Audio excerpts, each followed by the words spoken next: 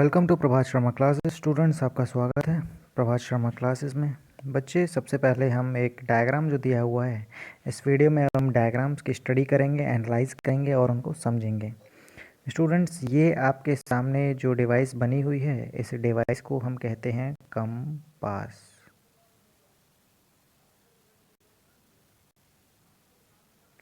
इस डिवाइस को कंपास बोला जाता है। अब ये कंपास का काम क्या होता है बच्चे, ज़रा देखें। कंपास का काम होता है कि ये डायरेक्शंस हमें बताती है कि जिस डायरेक्शन में कोई भी ऑब्जेक्ट हो या फिर हम भी क्यों ना हो, कोई भी बॉडी हो, तो उस जगह का वो लोकेशन बताएगी, डायरेक्शन बताएगी कि हम किस डायरेक्शन में जा रहे हैं। जैसे फॉर एग्जांपल हमने कार्डिनल पॉइंट्स पढ़े हुए हैं कि कार्डिनल पॉइंट्स हमारे 4 होते हैं। कार्डिनल डायरेक्शंस, नॉर्मल डायरेक्शंस जो हमारे होते हैं वो 4 डायरेक्शंस होते हैं। अगर हम बात करें, देखें तो ये ऊपर होता है हमारा नॉर्थ, नीचे डाउन में होता है हमारा साउथ, राइट साइड में ईस्ट होता है और लेफ्ट साइड में वेस्ट होता है। तो बच्चे, कार्डिनल पॉइंट्स हैं, बेसिक डायरेक्शंस हैं जो कि हमारे होते हैं ईस्ट, वेस्ट, नॉर्थ, साउथ। अगर कोई भी चीज़ या कोई भी लिविंग थिंग और नॉन लिविंग थिंग किसी जगह पर है, तो उस चीज़ को अगर वो ट्रैवल कर रही है या फिर अगर वो किसी चीज़ पर स्टेबल भी है, तो उस चीज़ का डायरेक्शन बताने में कंपास हमारी हेल्प करता है। तो उसमें यही डायरेक्शंस बने हुए हैं, बेसिक डायरेक्शंस भी बने हुए हैं और इसके साथ में इंटरमीडिएट डायरेक्शंस भी बने हुए हैं। इस डिवाइस में गौर करने वाली बात यह है कि इसमें साइड में डिग्रीज दिए हुए हैं कि इतने डिग्री एंगल पे ही डायरेक्शन है, तो डिग्रीज दे रखे हैं और यही डिग्री हमें बताती हैं कि हम कौन से डायरेक्शंस में कितने डिग्री पर हैं। क्योंकि हमें पता है कंप्लीट एंगल जो होता है वो 360 डिग्री का होता है। तो जब हम लौट के अपने उसी डायरेक्शंस को जब मानते हैं तो वो 360 डिग्री ही हमें बताया जाता है, और तो भी हम क्या है, नॉर्थ में ही होते हैं। कंपास की एक डिफ़ॉल्ट चीज़ ये होती है कि उसकी जो निडल जो होती है, उसकी जो सुई जो होती है, जैसे कि आपको दिखाई दे रही है, ये सुई जो है डिफ़ॉल्ट ऑटोमेटिकली नॉर्थ डायरेक्शन दिखाती है। जब तक हम कोई भी मूवमेंट ना करें तो ये हमें इसकी निडल, इसकी सुई जो है वो नॉर्थ डायरेक्शन ही दिखाती है। अब जैसे इसमें कुछ डायरेक्शंस दिए हुए हैं, पहले इनको पढ़ लेते हैं। इसमें सबसे ऊपर की तरफ जो डायरेक्शन दिया हुआ है अपवर्ड में, इसको बोला जाता है नॉर्थ डायरेक्शन। डाउन की बात करें, डाउनवर्ड में साउथ डायरेक्शन। अगर हम बात करें राइट साइड में, तो ये ईस्ट डायरेक्शन है, और अगर लेफ़्ट साइड की बात करें तो वेस्ट डायरेक्शंस। तो ये हमारे बेसिक कार्डिनल पॉइंट्स हैं जो हमें पता होने चाहिए, और यही डायरेक्शंस ही हमें कंपास डायरेक्शन को बताने में मदद करती है। क्योंकि because the main function of the compass is to find out directions. अब इंटरमीडिएट डायरेक्शंस की बात कर लेते हैं। इंटरमीडिएट डायरेक्शंस का मतलब होता है कि ऐसे डायरेक्शंस जो बीच में से, दो डायरेक्शंस के बीच में से जो भी चीज़ जाती है।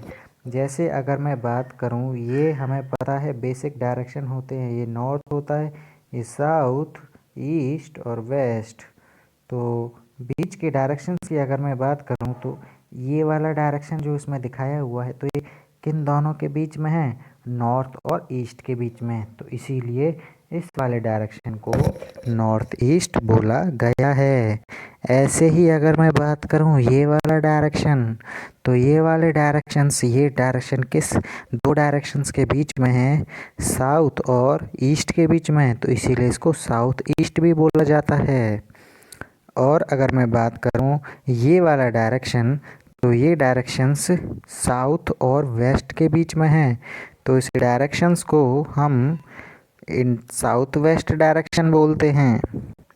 ऐसे ही ऊपर मैं लेफ़्ट साइड बात करूं, तो ये जो इंटरमीडिएट डायरेक्शन जो दिखाई दे रहा है, ये दो डायरेक्शंस के बीच में, एक वेस्ट और नॉर्थ में है, तो इसीलिए इसको नॉर्थ वेस्ट बोला जाता है। तो ऐसे स्टूडेंट हमने कंपास को स्टडी किया। आगे हम सोलर सिस्टम को स्टडी करेंगे, जैसे कि आपको ये दिखाई दे ही रहा है वीडियो में। बच्चे, ये आपका सोलर सिस्टम है। आइए ज़रा इसको स्टडी करते हैं।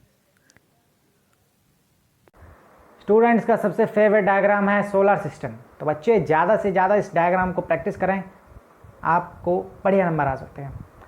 आइए, सोलर सिस्टम है, ये आपका बीच में क्या दिया हुआ है, सन। सन एक स्टार भी है, क्योंकि स्टार का मतलब क्या हुआ है, एनी ब्राइटनिंग ऑब्जेक्ट, कोई भी चमकने वाला ऑब्जेक्ट को ही हम सन दिया है। तो सबसे ज़्यादा चमक रहा है, देखिए ये, और इसी की रोशनी से, इसी की लाइट से ये प्लैनेट्स चमक रहे हैं, क्योंकि प्लैनेट्स की खुद की हीट एंड लाइट नहीं होती, ये सूरज की लाइट से चमकते हैं और सूरज की गर्मी से ही इन पे टेम्परेचर होता है। आइए स्टूडेंट, तो सबसे पहला जो प्लैनेट है इसमें दिया हुआ है मरकरी। मरकरी जो है स्टूडेंट्स सूरज के सबसे पास वाला प्लैनेट है।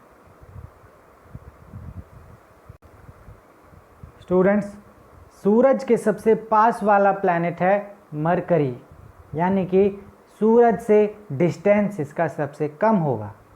यहाँ पर जाहिर सी बात है सबसे ज़्यादा गर्मी भी पड़ती होगी। जो सबसे पास वाला प्लैनेट वहाँ पे सबसे ज़्यादा गर्मी, और जस्ट उसका उल्टा करते हैं, जो सबसे दूर का प्लैनेट वहाँ पे सबसे ज़्यादा सर्दी।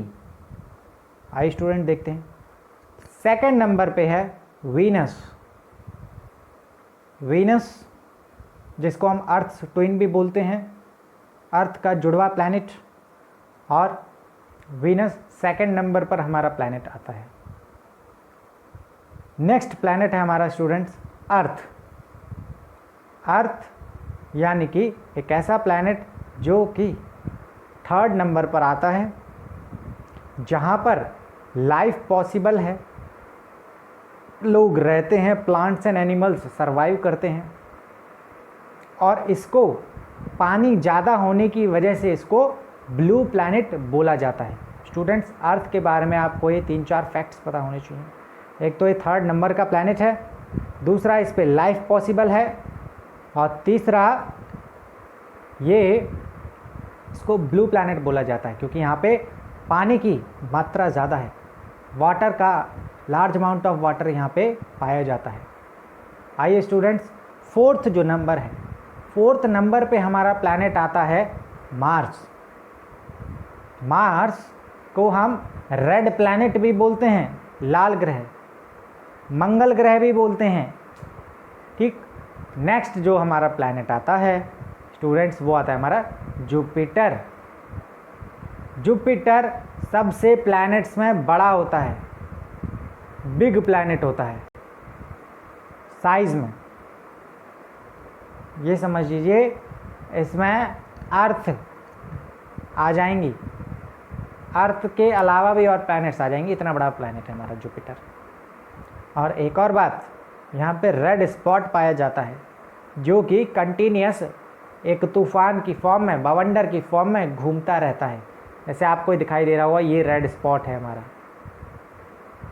स्टूडेंट्स, मार्स और जुपिटर के बीच में एक रॉक पार्टिकल्स की बेल्ट जाती है, और ये रॉकी पार्टिकल्स, रॉक यानी कि पत्थर, ये घूमते रहते हैं, रिवॉल्व करते रहते हैं, किसके बीच में, मार्स और जुपिटर के बीच में, और इन्हें रॉक पार्टिकल्स को एस्ट्रॉइड्स बोला जाता है, और इसी बेल्ट का नाम है एस्ट्रॉइड बेल्ट।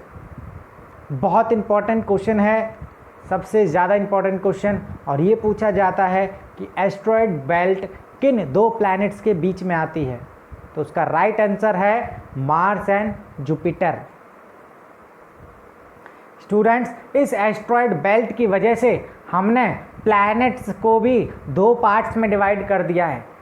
एस्ट्रॉइड बेल्ट के जितने भी हमारे लेफ्ट साइड में जो प्लैनेट हैं उनको हमने इनर प्लैनेट का नाम दिया है IP, और जो हमारे एस्ट्रॉइड बेल्ट से बाहर हैं उनको हमने आउटर प्लैनेट्स का नाम दिया है OP।